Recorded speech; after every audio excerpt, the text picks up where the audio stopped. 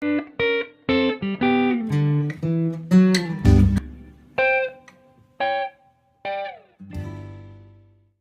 yang maha tahu masa depan aja berhusnuzon. Allah tuh tahu kita gak akan minta ampun. Mungkin tunggu Ramadan baru minta ampun. Allah tahu bahwa kita akan minta ampun pulang umroh. Allah tahu bahwa kita akan minta ampun taubatnya itu usia 40 tahun. Kenapa Allah seperti berhusnuzon? Oh bentar lagi dia istighfar. Allah tuh luar biasa ya. Allah tahu loh masa depan.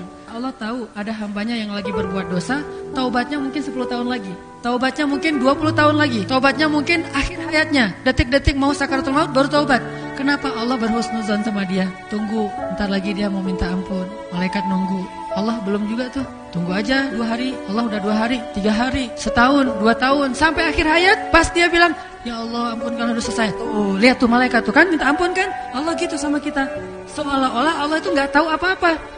Saking baiknya Allah kepada hamba. Makanya Allah katakan wa ya'fu an katsir. Sebetulnya Allah maafin banyak. Kita dosanya banyak, dibalasnya dikit.